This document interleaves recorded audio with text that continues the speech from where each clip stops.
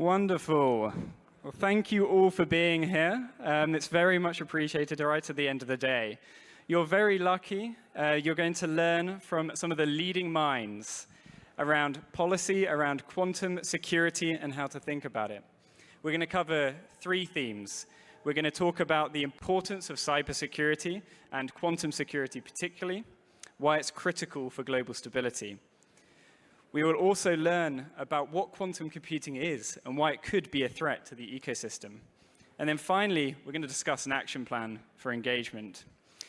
So we've already had the introductions to the people on stage. So what I'd like to do is to ask all of them to give a quick introduction on themselves, and then we'll dive in. So firstly, we're joined by Dr. James Grieve, Senior Director of Quantum Comms at TII. Over to you. Thanks, Alex, and thanks everyone for being here this late in the day. It's been a long day, so appreciate your time. So my name is James. I'm originally a physicist by training, and I currently head the quantum communications team locally here in Abu Dhabi at the Technology Innovation Institute. Thank you so much. And next we're joined by, and I was told to pronounce your name with a cuckoo, right? So Dr. Nick Gugger, who's a member of the Swiss National Council and the chairman of the Swiss Cybersecurity Days. Over to you. Good evening, everybody. My name is Nick. I'm a Swiss National Councillor, a Swiss MP. Thanks a lot for the invitation. And first of all, I'm not a quantum guy. I'm only a politician. But I have something brought for you. Who has here inside my Swiss quantum chocolate? Oh, there is somebody. Is there somebody else who wishes Swiss quantum chocolate? Raise his hand. Oh, this madam, okay. Most welcome. Because I have no clue about quantum, but I'm a policymaker. I'm 30 years married. I have 3 children. So you know enough. What is the Q day? I have no clue about the Q day, but we will discuss this later. Thank you. Exactly, and I think it's really important to get that perspective as well and how we educate people around quantum. And then thirdly, we're joined by Romi Sumaria, who's Head of Business Development and Partnerships at Terra Quantum. Over to you. Thank you, Alex, and thank you, everybody, for joining us today. Good afternoon. As Alex said, I'm the Head of Business Development and Partnerships at Terra Quantum, one of the world's leading quantum technology companies. We sit at one of the best seats as we get to create this technology and deliver it. But I think most importantly, our objective is to see how we can actually make it useful. And I hope to share some of those insights today with my fantastic panel. Back to you, Alex. Thank you so much. And my name is Alex Challans. I'm the CEO of Resonance. We provide market intelligence on the deep tech market like space, quantum, and AI. Now, I want to dive in with a question for the audience. Who here thinks they know a good amount about quantum security? I want to see hands. Now, this is going to be interesting. Let's go. We've got one person over here. Okay, excellent. Very good. Right, we're going to start at the basics, and then we're going to dive in. So I think what I want to start is high level. Why should we care about cybersecurity? Nick, I'd love to kind of understand why it came onto your agenda and what you're doing to drive it forward. As you heard, I know nothing about quantum, only a little bit. I Google it, thanks to ChatGPT-4. But as a politician, I strive to create a better, safe, and more secure world.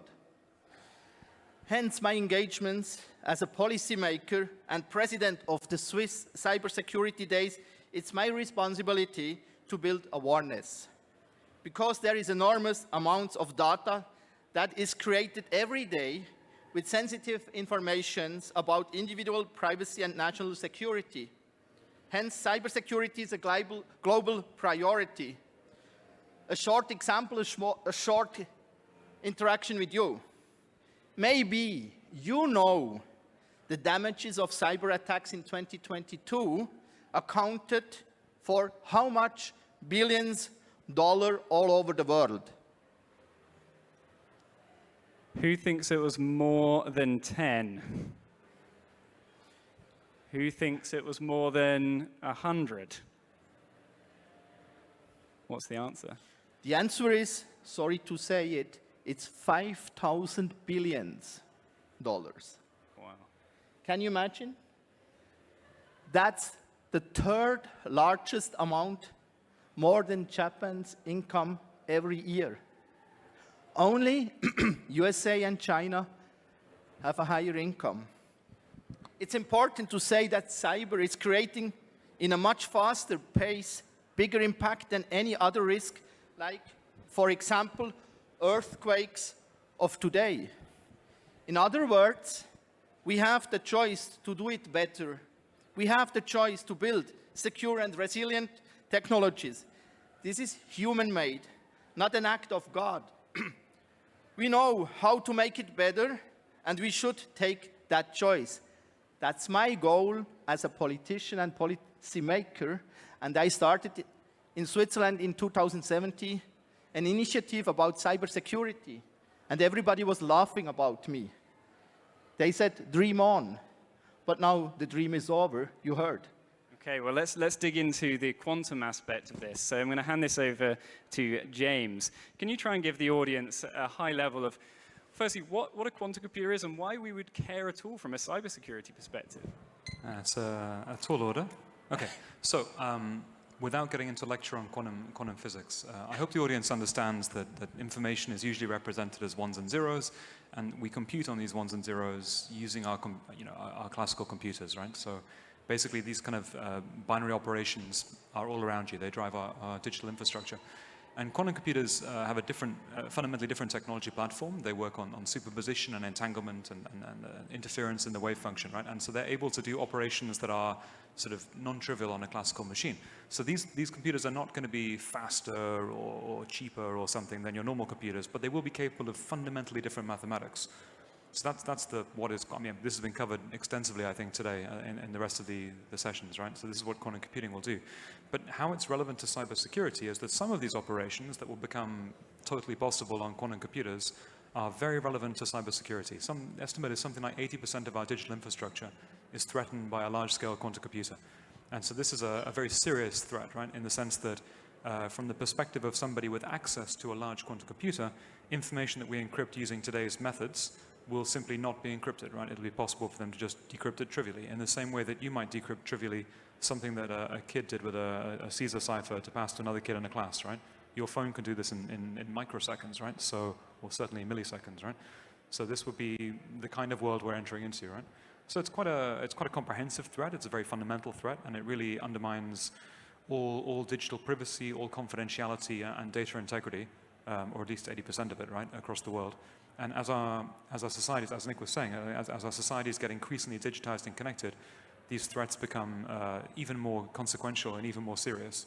And that problem just gets worse and worse and worse as society increasingly becomes connected and digitized, right? So I'm hearing there's trillions of dollars at stake. There's technology that we're learning is coming out that is important to consider for this. So Romi, how do you navigate this in the commercial and business world? How do you think about cryptography? So, I mean, that's a great question, and I wish there was an easy answer, but on the commercial side, the hardest part is convincing organizations that the threat is actually real. And one of the ways that we kind of communicate this is using an analogy about insurance. So I just want to ask the audience here, who here takes out any form of insurance, health, house insurance, even for your organization? Show of hands? Now, well, there's not that many here, actually, so there's a lot of risk in this room. But I think what's crazy, though, is you don't take out insurance because you know something's going to happen to you. You take out insurance just to prevent, because you see that risk as critical or fundamentally damaging to your life.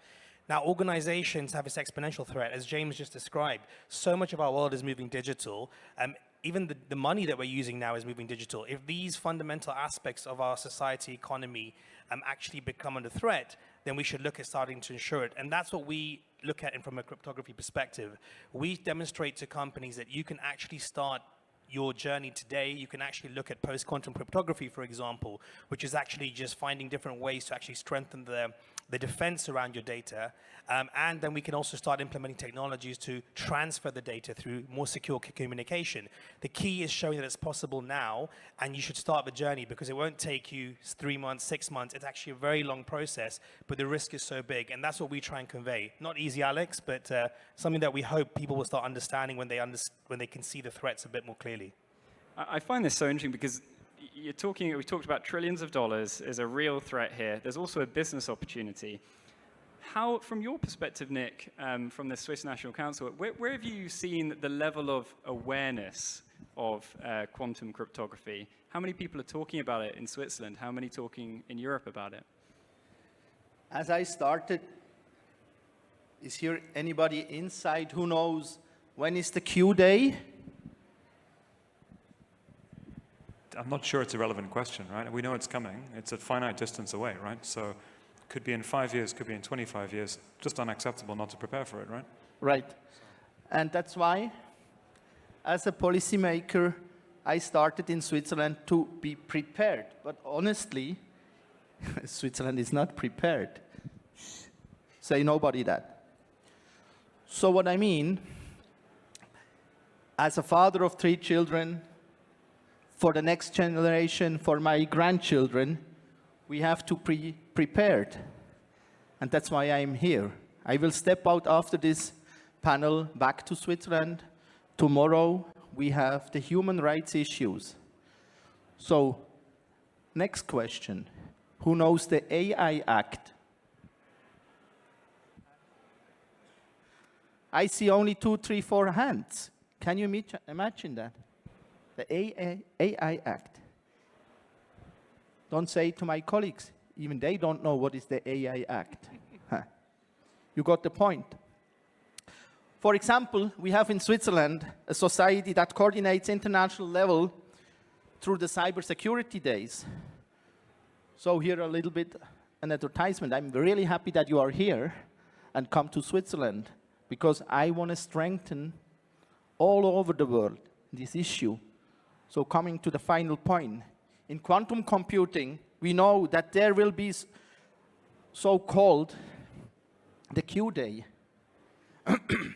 We don't know when, as we heard from James, but we know it will be happen.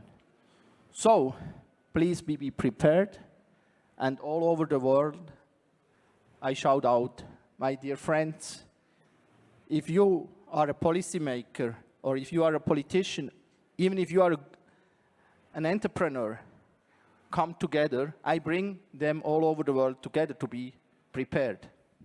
Thank you so much. And earlier today, James and I were having a fascinating conversation around the work that's going on locally at TII. What are the kind of technologies that we're working with to address this, what we've discussed as a big risk and something that needs to be addressed? Yeah, thanks, Alex.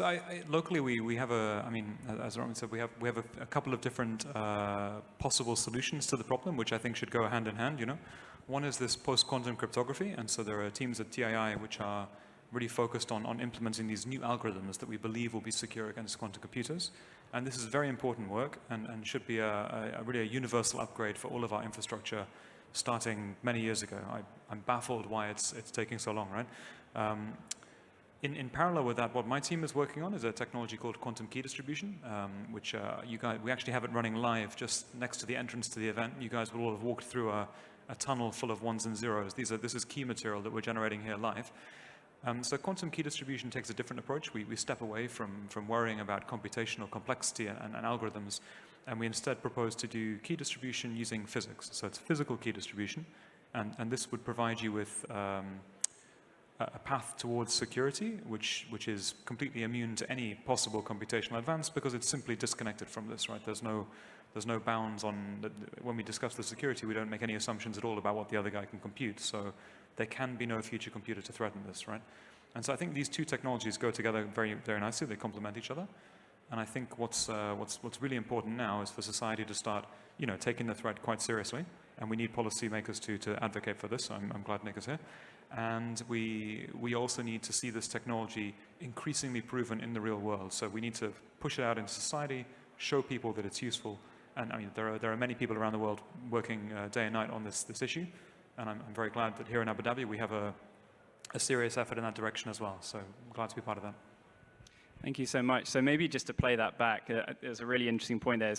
We mentioned the maths-based encryption, which is a post-quantum cryptography. That's using just different mathematical equations to secure what we are transferring in terms of data and storing. And then we also talked about physics-based encryption, which is the quantum key distribution.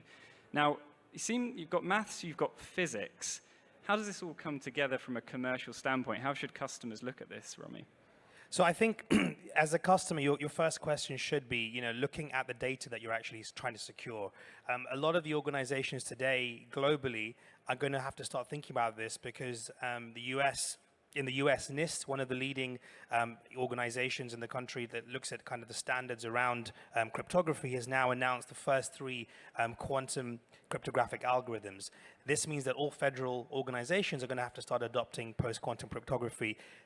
Anybody who wants to work with the government in the US, and we'll see it soon in Europe and other jurisdictions soon, will have to follow suit. So this means, we're very much driven in this industry by regulation and standards. And I think this is something that organizations, it's a non-negotiable. So that's one aspect. The question we then ask the organization is, how can we help you accelerate that? How can we help you identify the threats? How can we do the assessment to check, which parts of your inventory should you be securing first?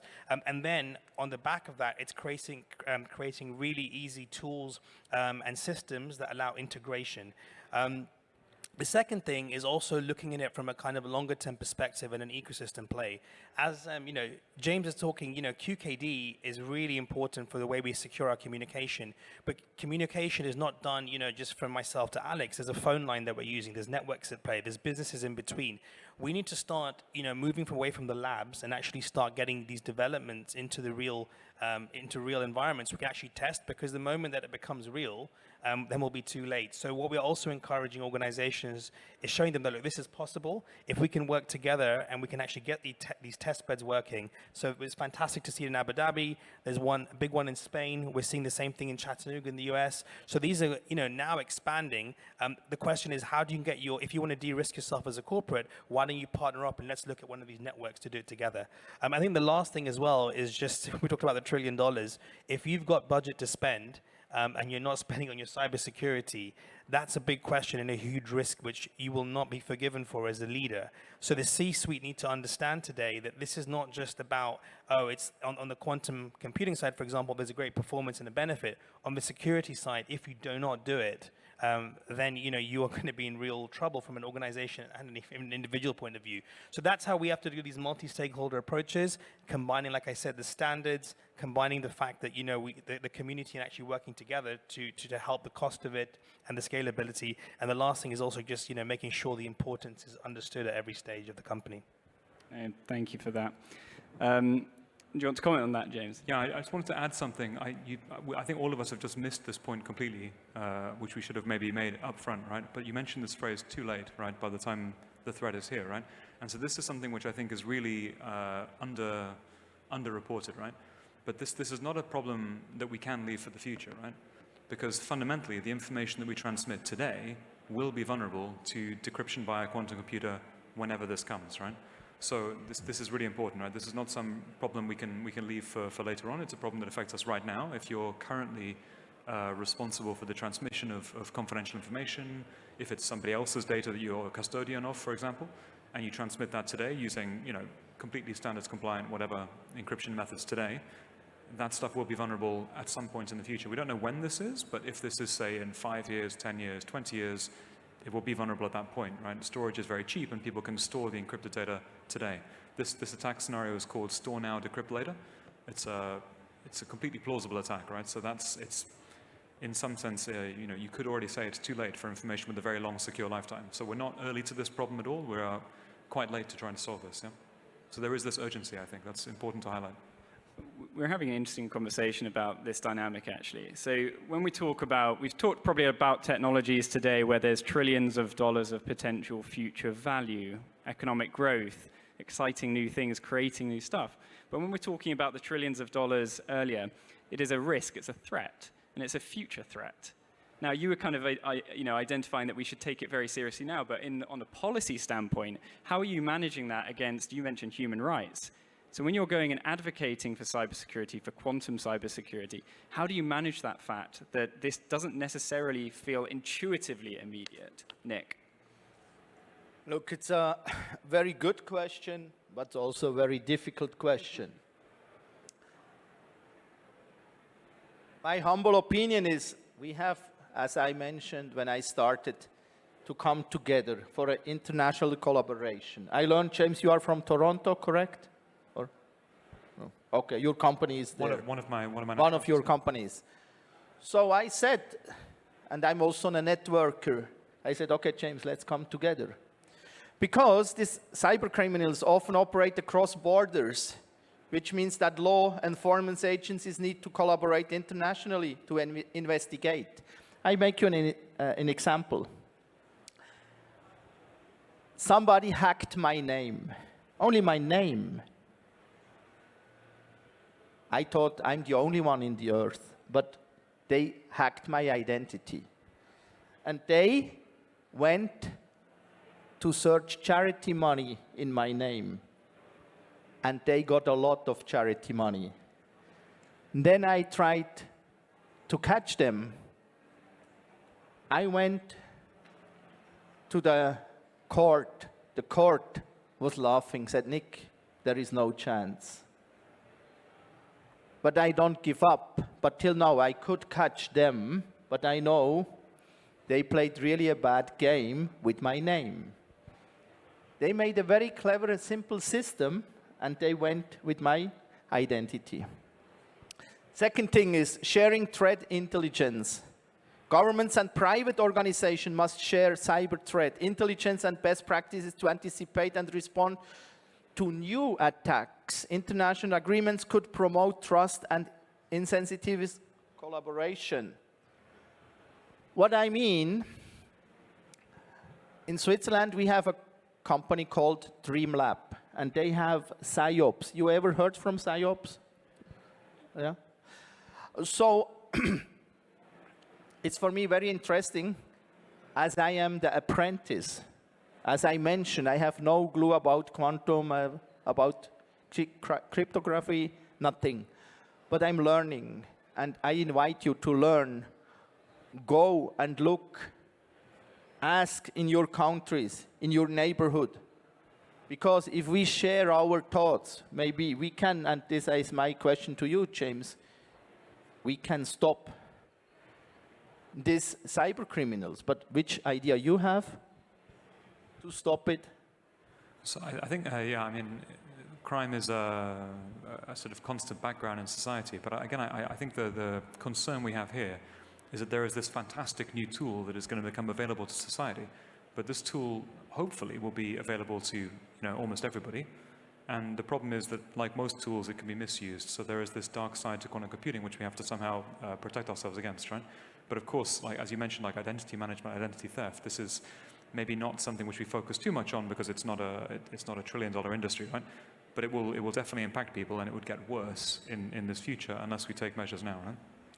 And last but not least, because we run out of time, it's all about trust in digital systems. And that's my final word, because I know my colleague has the next 1.5 minutes. Yeah, and I'm curious for your view, Romi, on this. You obviously, with your role at Terra Quantum, you sit across an organization that covers security, quantum computing, and sensing. What was the advice you'd give to the audience in communicating the threat of quantum security, not doing quantum security, while also talking about the opportunity that comes with quantum? One bit of advice for the audience. Yeah, I mean, I think like, as I think it's been said on the panel already, but in terms of the threat of quantum computing, it's no longer, it's not a story, it's not an idea, it's actually real.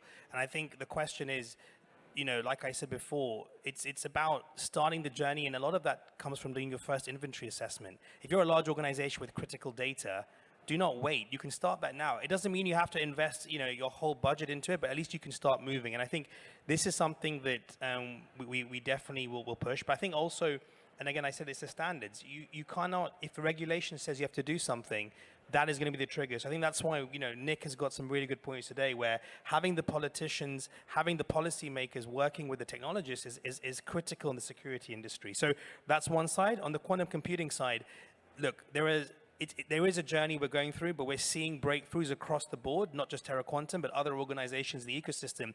I think this is the time to say, if you want to be ahead of the curve, you want to start investing in the future, you want to solve those problems, you do have to look at it. And the last thing I'd say is, you all have PQC in your hand if you have an iPhone. anybody who has an iPhone, it's already post-quantum cryptography secured. So it's not something that's so far away when actually one of the most commercially accessible products is actually doing it. So I think this is the time, and we're excited as Terra Quantum to keep pushing these boundaries further and working with individuals like James and Nick to move this forward.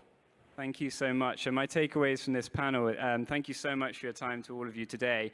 I think recognize it's real. Thank you, James, for articulating what it is and why it's real and why we should take it seriously now. Nick, it's been very clear that you should advocate within your communities around why you should stand up and make sure people are aware of this as a potential opportunity and threat. And Romi, thank you so much for also making sure we can see this as not just something that's a concern, but a real business opportunity. So thank you all for your time today, and we'll see you for the next few days.